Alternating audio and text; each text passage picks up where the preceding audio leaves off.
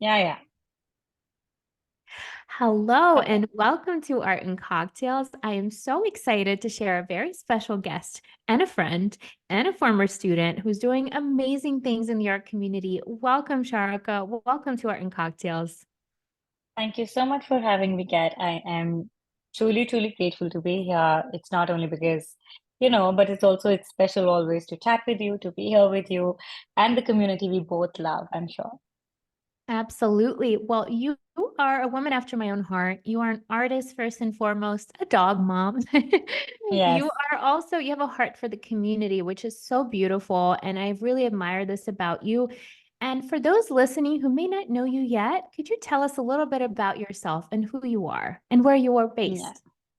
Yes. So I come from India. I'm based out of India, and I identify as an artist, creator first and foremost. Um, and I'm a founder of Arts Project. We are a community-based platform and a publishing house media and an educational platform targeted for women artists and creatives.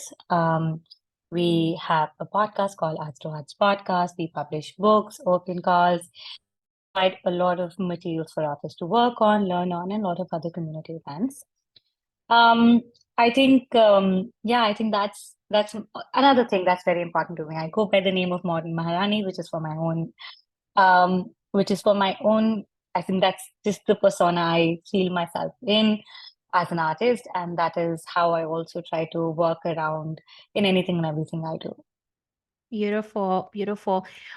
First of all, can I just ask you to explain to our listeners who may not know what is a Maharani? How would you describe that to Yeah, someone who doesn't know the term? just you you asked the right question. What is an art queen? Is what is how I came up with this name. So I don't know how it happens in the West. So Maharani is basically the Hindi word, Indian word, or like the South Asian word for a queen, for the queen, and the alternative of that. So this always came like if there was, and we come from a patriarchal world. India, Southeast Asia has a lot of passive and aggressive both patriarchy. So when you're as a young girl or anything, oh, people say. So I'm going to say it in Hindi, which is like, oh, ye to Maharani, hai," which means, oh, she's a Maharani.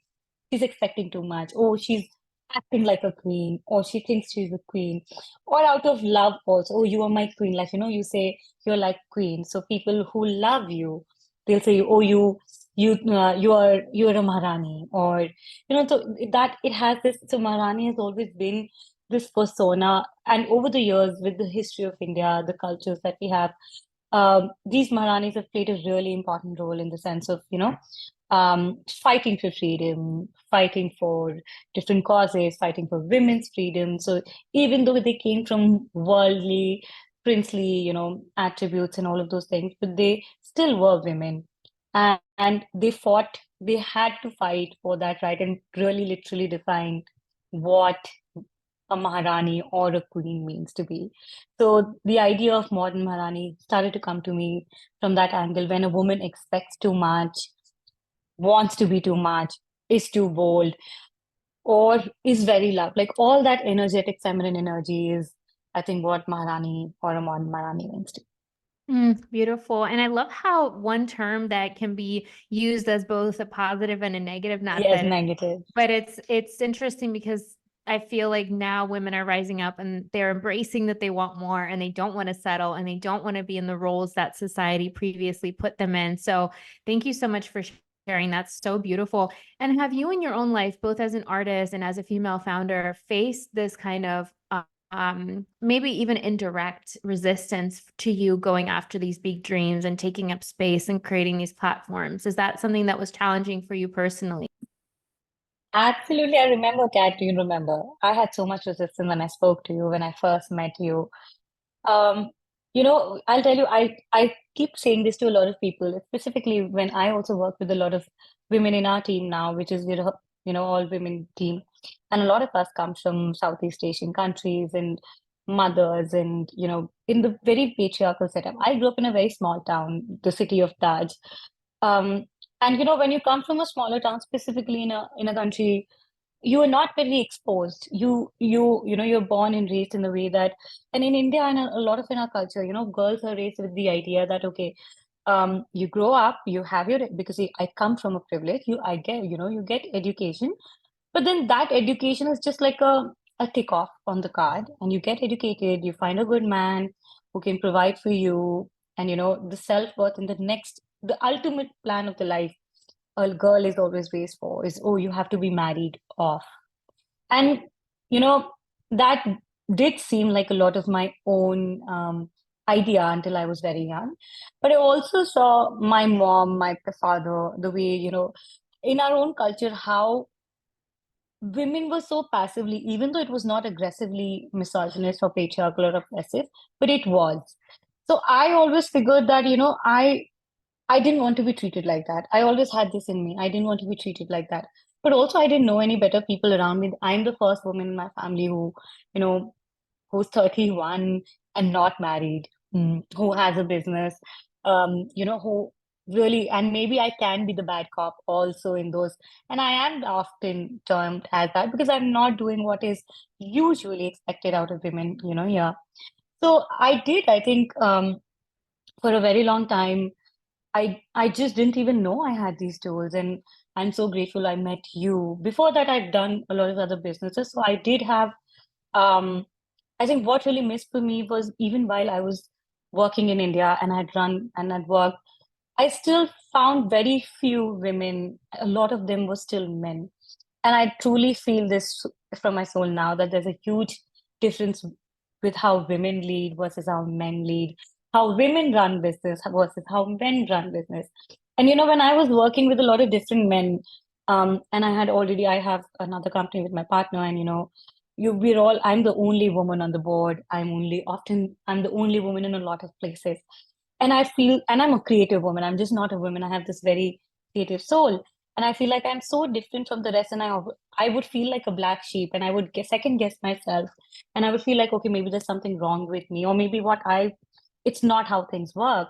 Because often women are told, oh, you don't know, they know, it's just, or often it's not told, it's also how I assume, okay, maybe they know it better because they all know, have the same language. But I remember specifically, let's say when I met you, when I met the Art Queens community, when we had our own community within Arts to Arts project, I started to feel like, oh, when I met you, I think it was like, I'm not as different. There's somebody else who does feel the way I do. And started to resonate. And then, when we started talking and when Art Queens, I started to speak to a lot more other women. And I figured, oh my God, this is just not me. I am just in the wrong place. And with Mhm. people who just do not, have the same mindset as me. And over the years now, I have realized, oh my God, my confidence has grown so much because I was not only surrounded by women like me, but also creative women. And that changed my perspective a lot. Beautiful. I could see the change in you, and not that you weren't lovely before, but you just seem more peaceful and so much more assured in yourself. And I think that does come from having that environment that Yeah, you feel like even without them absolutely. saying anything, you can just feel yourself. You can be safe to be you and safe to pursue whatever ambitions you have. And not just for women, I think even for the men listening, sometimes it's even the cultural, subcultural things like in the Mm. arts. There's so many little unwritten rules that we feel like we have to follow, and we feel pressure to be a certain way or do certain things. So thank you so much for sharing. And I am really glad that you brought this up because actually I forget sometimes because I'm so spoiled now. And I don't know if you have moments where you forget too. You just like, you're living Yeah, in this world and you forget that there's a whole world of people who feel disconnected, who feel like the yeah. black, who feel scared to go after their passion or do something different. Because when you started your platform, can you talk about some of the fears that you had when you started Arts to Hearts? Because I remember a little bit. Yeah. And you also were going through a really dark time and painful time in your life. And maybe that was the catalyst for you to finally get over the edge and go for it.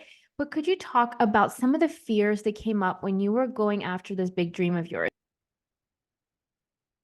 With all honesty, I think my biggest fear was because I'd already started a few businesses. I ran one, which was in fashion. And I remember also telling you that my biggest fear was that I had to close that business down. And that was because I always believed that I'm creative, but I'm not good at business. And because the way I had to close that down wasn't because the business wasn't doing well, but I just never felt aligned. I didn't feel aligned, and for a very long time, I started to believe that for me, in order to be creative, I cannot run a business. Or if I run a business, I will have to choose either or. Because the way I had done before became like that. And because that was also because I was not surrounded with people who would tell me, okay, you can be creative, you can be yourself. I didn't listen to my own self because I believed in someone else's voice more than I did in my own.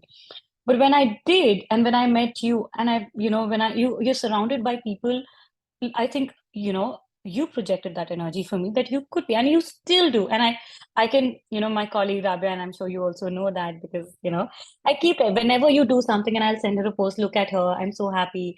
And, I cheer for you and I tell her, and, we have this conversation and I'm so inspired because whenever I look up to you or someone I, aspire and I see, when you make this possible, when somebody else does it, that, oh, this person is not making an either or choice. It's like you can maybe not have all at once, but slowly and eventually you can have both and something your and more, not even two, three, four, whatever a heart desires. And when Mhm. I started Arts to Hearts, my biggest resistance at that point was I will quit being an artist, I'll quit this, or oh my God, I'm not good enough for a business, or I have always had this fear, what if I take it too far and then I feel like I will have to give up because I'm not made for business. And Mhm. I had this huge, and then I also had this resistance of what people will think because not only I was working in India, I was working in international market. I did not come from an art school. I was an artist, and then I took the leap of faith because I felt like, okay, I do feel like the reason, because of course I was very inspired by you. I had a great youth system, I had a purpose, but also I felt like there are so many people like me in my own country, in so many different parts of the world who may not feel as represented as a Southeast Asian. And there are so many different dynamics. Like, if I see you, I feel represented from one part of the world. But there are so many people who may not, let's say, from India or from other parts of the world who feel, oh, this is too far away for them.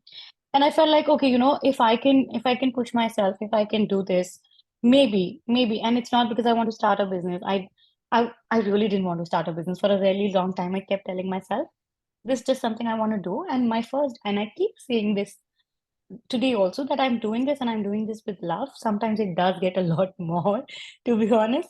But I keep telling, I love being an artist, and that's something I am. But I did have a lot of resistance in the sense of I didn't come from an art school. I wasn't on top of my art career. I'm still not. So I had all of those doubts like, oh, who am I to do this?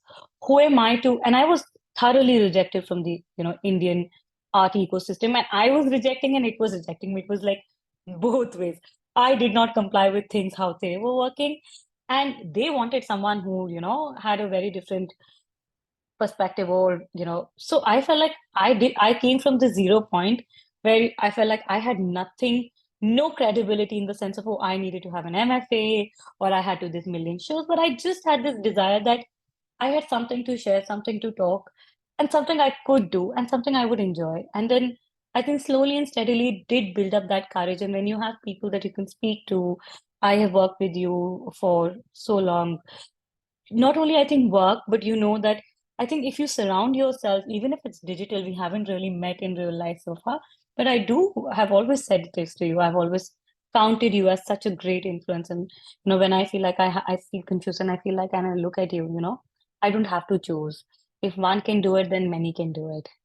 I love that so much. Thank you for sharing that. And honestly, I think what you're saying is so important for all creatives because a lot of us don't become artists because we went to art school. We go to art school because we want to be artists. Same way, starting a business isn't because we want to be a business person, because it's the way to do what we want to do, right? It's the way to monetize and get the resources to make our projects come to life. And so it's a skill just like anything else. And there's plenty of people with degrees that did nothing with them because they didn't have the passion or like the idea to back it Yeah. up, right? So it is important. Like, I think there's obviously value to degrees and all that, but I think the most important thing is your drive and your interest that is sustained over a period of time. And I'm so proud of you for not listening to those voices, because they're not really valid, because everything is a skill, as you know. Like, you learn, we didn't know You how to use learn over the Instagram time. a few years ago, and now we know how to use Instagram. We didn't know how to make an online course, and we figured it out. And Yeah. it's the same way with like earning money, doing what you love.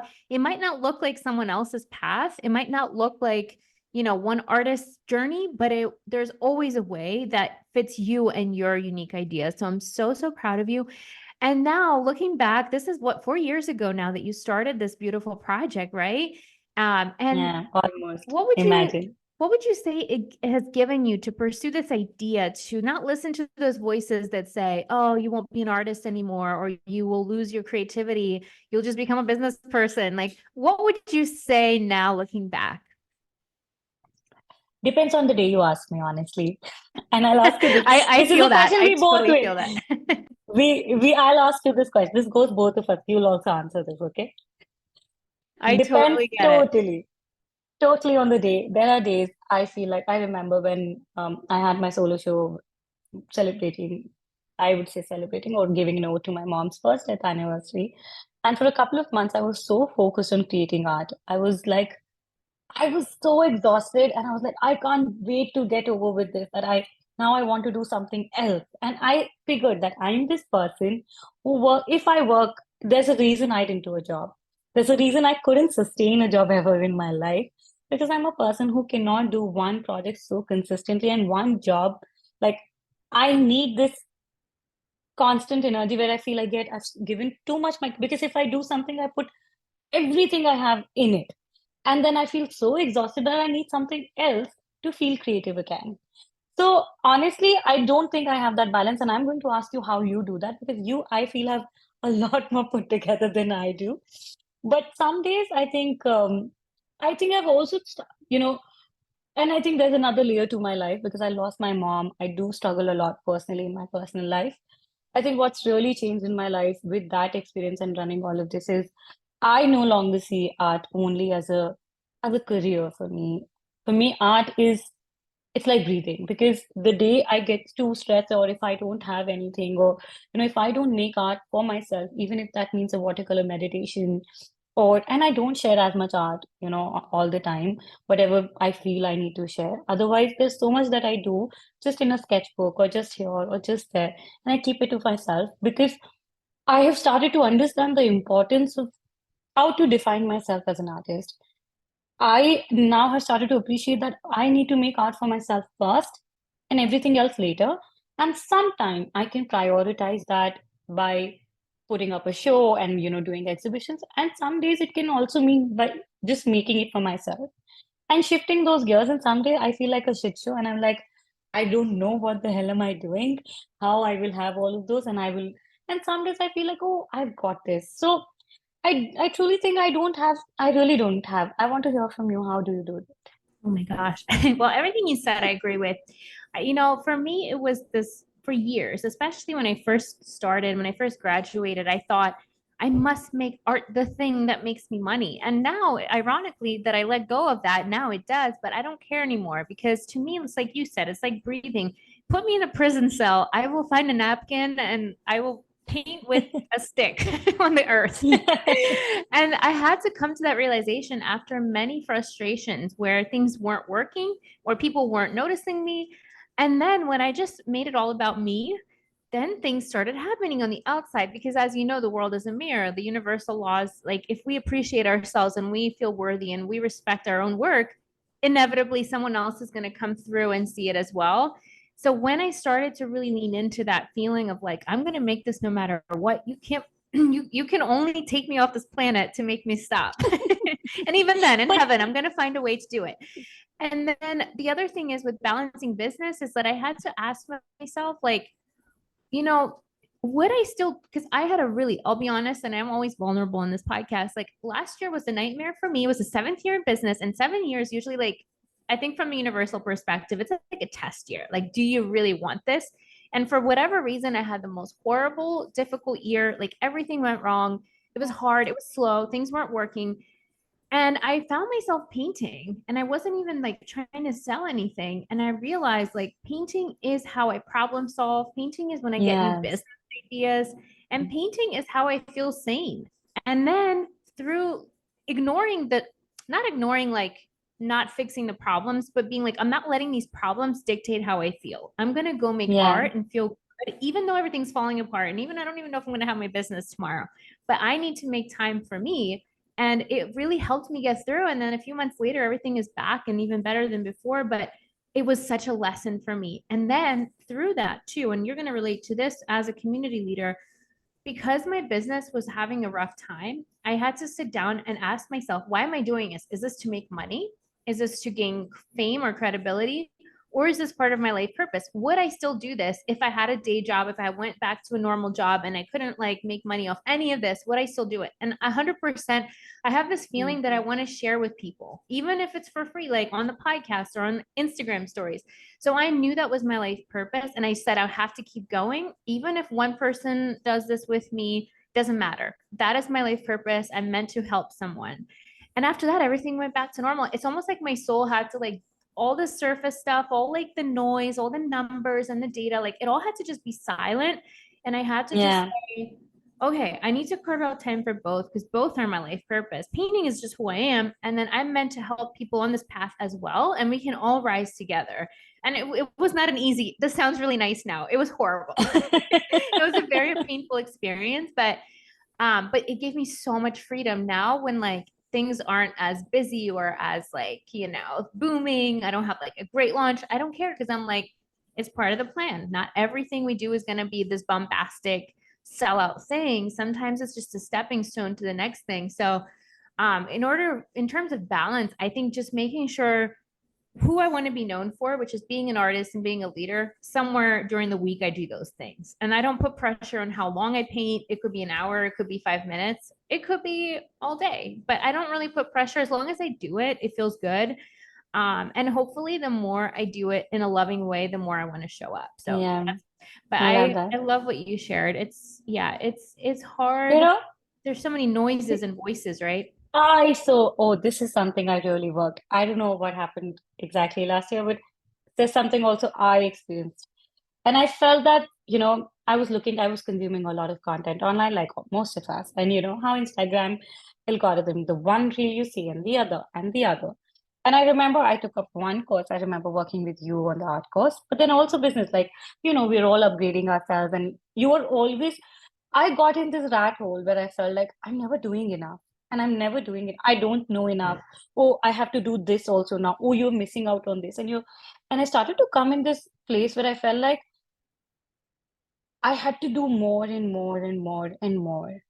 And I think for me, what really put off that, okay, I just, I started feeling very uncomfortable in the fact that, okay, you had to make a seven-figure business, or this amount, or that amount, or that. And that put me in, I think I had to, because the content I was looking at continually so much that I was putting so much pressure on myself that was also taking me away from my art because I had this sense of urgency that if I didn't do this, I'm not a good business, I'm not this, I'm not that. And then I realized, like, you know what? I'd rather do slow and steady and really be intentional and have the time for my art than do 100%. it this way. And it 100%. completely switched everything off. I am so glad you shared that. I had a similar thing happen to me as well. And then the reason is, and it's not really our fault. I always say take responsibility, but this is something that is brainwashing us every day. And that's because the people we learn from, a lot of times, the business people that are telling us, you need a seven-figure business, you need a six-figure business, blah, blah, blah. And there's nothing wrong with that goal. I still want that goal. And I think everyone should have a big goal. The problem is when we're telling our brain that if we don't reach it this year, we're going to die. And then our nervous system gets Yeah. crazy and then everything feels horrible. Art feels horrible. Social media feels terrible. Everything feels behind. And like you said, we're not doing enough. And so I'm so happy that you brought that up. But one thing that really helped me was to realize that people that are teaching us, part of the problem is that that's all they do. All they do, We are exactly. artists. They're not Yes. trying to be an artist. They're a business person teaching other Yeah. people how to build a business. So they don't have this desire to paint more or to make more art. And we're comparing ourselves to them who have all day to post reels. Yeah. So Yeah. it's so beautiful that you came to that realization. Oh my gosh, I'm so deeply proud of Oh, you. And something I want to touch on too, if you're open to sharing, I know, and this Yes. came up in our community, the Art Queens, the other day, and I hope you don't mind that I tagged you. But when you go No, through absolutely. something where you experience profound loss and pain and grief because you lost your mom during COVID, and you Yeah. still, I don't know how you did it, but you found strength to show up. Can you talk a little bit about that, being gentle towards yourself and how you were able to, in your own way, kind of like transmute that energy and build this thing? Like, I'm not saying everyone has to do that exact process, but can you give some tips for anyone listening who's going through a really difficult time and they still have big dreams and like living in that polarity of pain and also having a vision for your life while you're on earth? I think, thank you. I think I would say a big thank you. I've always said that to you because you, the Art Queens, was so much there with me. And, not only sometimes, because I did feel when I lost my mom, I did also feel lost as a person, but there was another death of a creative in me. It felt like I would never be able to find myself. And I had so much support from you, from the community. And I think that, a being surrounded, even digitally, that made me even if I didn't really do a lot, actually I work in reverse. So I think we all have different mechanisms. For me, I come from a flight and freeze kind of a mechanism. If I have a trauma response, I'd either freeze or I will fly. And I remember after my mom, a few days, and because I was just trying, I started the podcast. It wasn't even the first year. It was the first, after 1 year of Hearts to Hearts project. And I remember that I was feeling very excited. And I really literally had one person with me who was helping me, manage things. And I remember after my mom, I felt like, oh my God, I had finally found something that I wanted and I was enjoying. And the art, I was really doing well with my art career. I had such an excellent sales and all of those things. And I felt like, oh my God, I don't know what happened. I had lost myself. I had lost the creative in me, the ambition, and I was having this fear of. I went into a total shock, and with that, I had this flight response. I poured all my energy, everything into my work, and that really. And I figured, okay, I thought everything was working fine, and then a lot of personal things happened after my mom's death. That followed like a whole trigger of things, and that's when I realized that because I had poured myself, because I was avoiding those emotions, even though I was trying to process it, but I feel like grief is so complex that I still don't, if you, maybe I think, and I have no shame in saying that, I've 4 nights a night out of the week, I do cry thinking about my mom before sleeping, or some days in the morning, or sometimes when I'm just, I was just traveling this week and I was sitting and I teared up and I cried so much. And there's so many days that I feel like it's like I'm carrying this void within me, and I know I'm working from this place of void some days. Some days I forget for a moment, but I don't think there's ever a moment I forget about it. But I do feel like that it does, grief also reminds you what truly matters. And I think it did remind me that I do like the business, but I'm not so much anymore. I think the pre my mom, I had this big goals and how money and all of that mattered. But after experiencing grief at that level, I experienced like, no matter, there is no amount. I was doing very well creatively in the sense of my business and career, but I was so unhappy, and for a really long time. It's been 3 years, close to 3 years to my mom's death. And I feel like as I'm growing forward in my career, but I'm also feeling extremely unhappy because I have this really huge part of me and a huge instability in my personal life because my mom's not here and the whole so I think they're not too correlated. I also figured that, holistically, to have a more wholesome life is equally important. My variables became more realistic, and I wasn't running after one thing. But honestly, I don't think I have it figured. I think grief is so complex. Some days, what I really do think journaling helps a lot. Um, I think I started to my mission towards women became way more centered.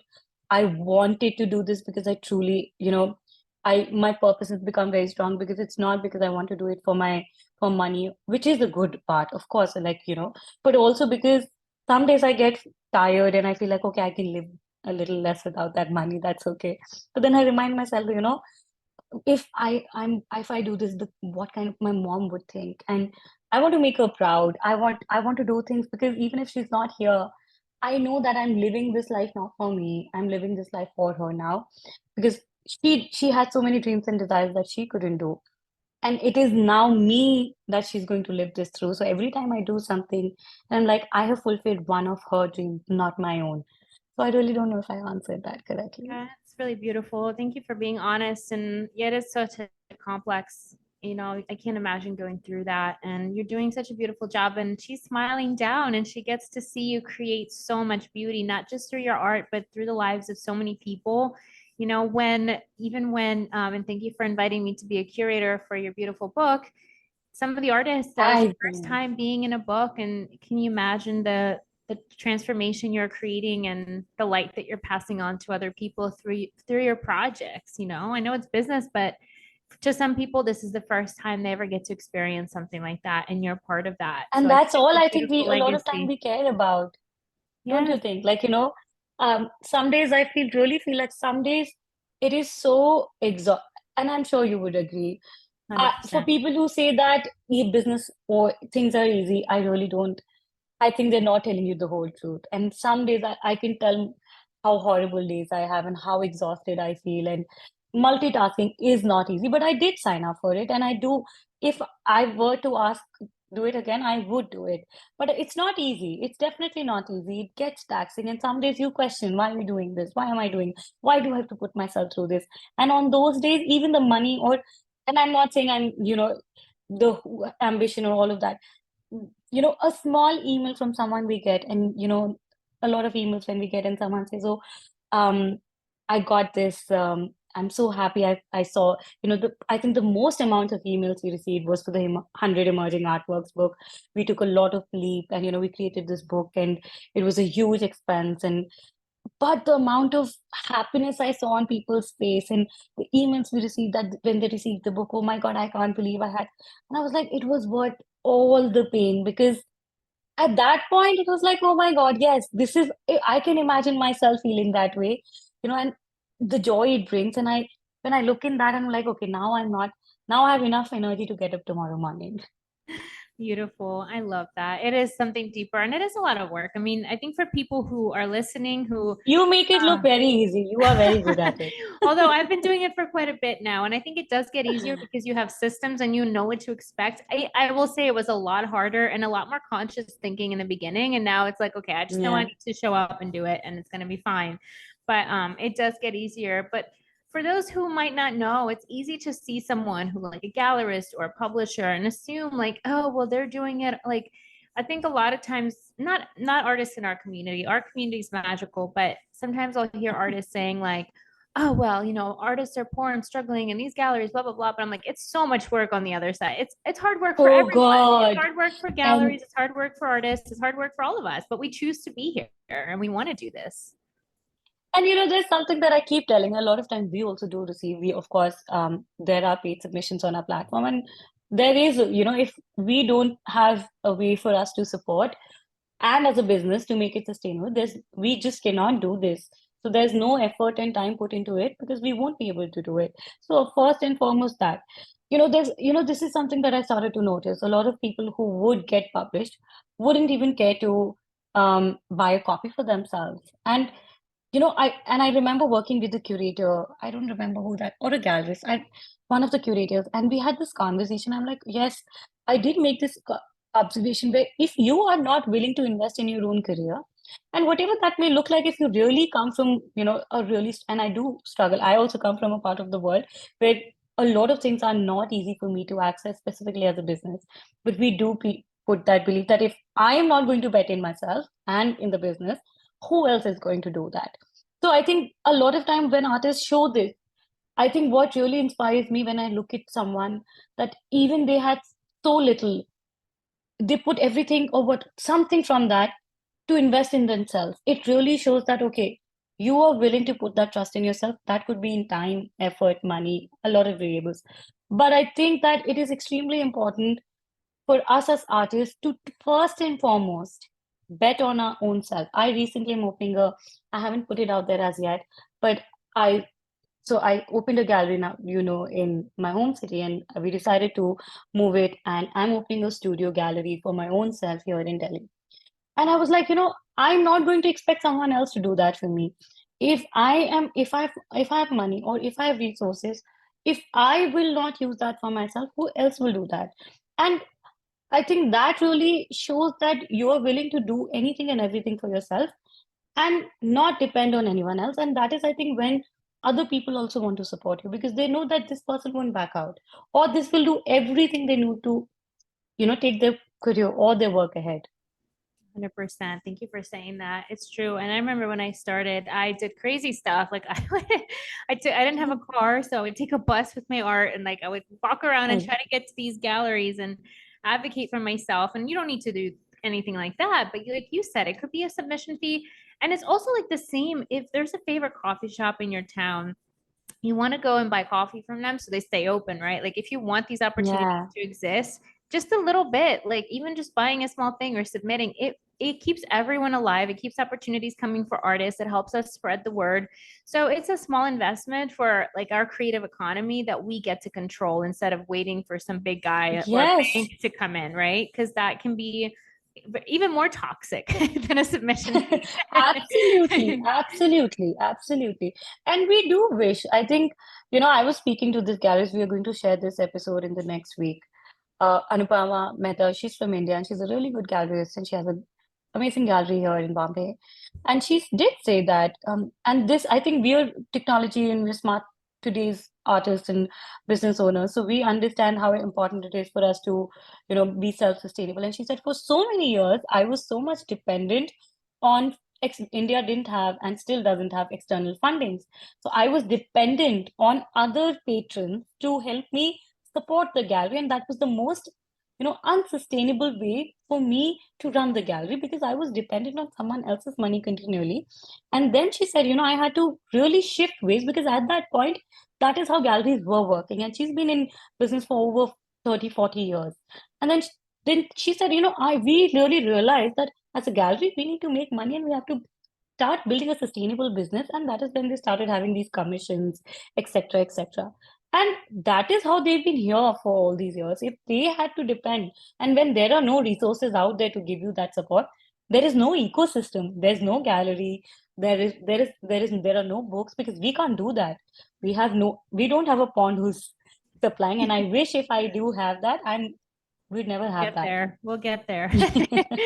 I love this conversation. Thank you so much for sharing. Okay, now it's time for a quick rapid round. Just very quickly, if you don't mind. Just very quick, just 5 quick questions.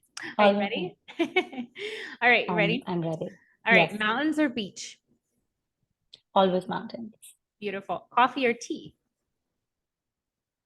I like to have chai in the morning, and some days I take coffee. But I'm not a caffeine person in general. Nope. But I as a typical Indian, I like a chai in the morning. I do love chai as well. Okay, morning person or night owl? I used to be a morning person. I've slowly trained myself, and I wake up 5:36 in the morning, and Wow. I'm so conscious of that time because if I don't have that time, I don't have time for myself. So I'm a morning person, but at heart, I'm still a night person. But by discipline, I'm a morning person. I feel that. Okay, fiction or nonfiction? I really don't think I've ever read as much nonfiction. I read so much of fiction or hear so much of fiction.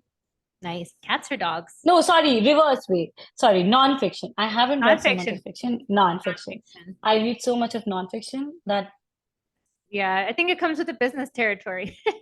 Yeah, but I really do feel like I want to go. But I think there's so much that I want to do, but I feel like, oh, when will I have that time? I feel that. I read nonfiction in the morning and fiction at night before bed. That's like my relaxation. It's a hack. All right, cats or dogs? I'm gonna throw my phone away. Animals, I love cows in India. We have dogs are my heart and soul. I love dogs. I have dogs. They are, I think, They are my soul mate, soul partner, I don't know. But I love animals. I want to spend the rest of my life with animals. Me too. They're such sweet souls. Mine's sleeping behind me. I don't Mm. know. No, you can't Oh, see him. He's behind I me. did see He's Kohli. pushing me with his claws. He's like, get away from me. All right, one more question for you. And Yes. this is optional, but as an alumni of my artist navigation course, what would you say to someone who's on the fence, who may be thinking about joining? How would you say it has helped you, if it helped you? You know, if you wouldn't even ask me, I would always say that. I I wouldn't recommend the course. I would recommend you always. I Oh, think I think, you know, I I I'm a person of a person. I feel like I think there's so much, just not the course, but just being with you, sharing your energy, looking up to you. Of course, learning tactical things, the course was so valuable. But I just think you choose a person, you invest in a person invests in you. But when you choose to work with someone, you're also equally investing your time in that person. So I think the best thing about you, and I've always said this, is I love your energy. I think there's so many and you know, there will be people who will keep telling you do this and that. And I think that when you, if you're someone like me who does not like that rush and wants to get comfortable and wants to work with someone who does not only tell you, but also idolizes that and, you know, projects that for you. I think for you, you've done that for me. And if that worked for me, it really did. It still did. Even though I don't work with you like, you know, on that basis, but we're friends and I've been, when I look at you, I'm like, okay, I don't know how she's doing it, but I'm sure if she's doing it, I'll figure it out. I'll ask her. You know, I think it's invaluable. There is no money that you can put on it. So oh. I always recommend you 100%. Thank you, sweetheart. You're one of my best case studies because you've just done such beautiful things for the community, and I'm so deeply proud of you. All right. So now, thank you so much for sharing your wisdom and opening your heart up to our community. It's been so amazing. And I've just been admiring you from afar, even though I know you, and I'm always cheering for you. What do you have going on in your community? How can people support you, get involved? What opportunities are going on? How can people work with you? There are a lot of things that we're working on slowly and steadily. To start off with, we are, you know, creating multiple books that, you know, we're doing a series of 101 books of different themes. The current theme that we're working is floral, so we are doing a call for art for a floral book. Then we're working on a book, all these are all coffee tables premium books that we're working with. The other is we are working with, which is 100 this year project, 100 emerging artists of 2024, a project I absolutely am excited and in love with. We are doing this in curation with Kristen. She's an amazing gallerist, represents some amazing artists from all parts of the world, has so many galleries all over the world. And we are also live with Floss Magazine issue 6. So yeah, these call for arts we're already working on. They are all live, a few deadlines here and there, you know, throughout the month are there. Apart from that, we have recently launched a new platform called Women in Arts Network, which is like a global network because, you know, I think the biggest gap, there were so many resources out there for artists, but we figured like, you know, you and I both relate to this, like when we work with curators, gallerists, artists, and, you know, this connection, a perspective of work, being in a place where you can feel a community, not only a part of artist community, but a part of an overall community where, you know, all creative people are there. So, and also easy making portfolios and being, you know, on the website. And we have you also on the in the network. So we've launched Women in Arts Network, which you can be a part of. It's a directory and a portfolio making platform. It looks beautiful. I can vouch for that. But it also has some amazing women only. So it's a women only platform. Apart from that, you can hear me on Arts Watch podcast. I interview people, and we're launching Arts Watch Club soon. So yeah, you can best ways to be on Arts Watch project, and you'll know about everything. Amazing. And I'll link your website in our show notes for anyone who is looking to see what's going on and participate in your amazing opportunities. Well, my love, thank you so much for sharing and for being on the Thank show. you. So excited and so proud of you. And I can't wait to see what's next. I will include all the links in the show notes for our listeners and the blog posts. And I'm so excited to see where you're headed. Thank you so much. And I only hope we're always headed together. And I'm so grateful, always grateful because you did really. I think you are that flag bearer for all of us to show that, we don't have to pitch against each other. We don't have to, we can all grow without this fear of fighting with each other. And just like, I think there's such a profound, you've not only done that for me, but I'm sure Victoria, Mona, we're all like the power of lifting other people. I think it's just so magical. And I'm so glad that you paid that path for me, for so many other women. And I hope you're all walking that path together. And you're doing that too for your community, and it's trickling, and there's more than enough room for all of us. We all have something unique to bring to the table. So, Absolutely. well, thank you so much, love. We'll see you Thank you, soon, and Kat. thank you for being on the Yes. show. Thank you.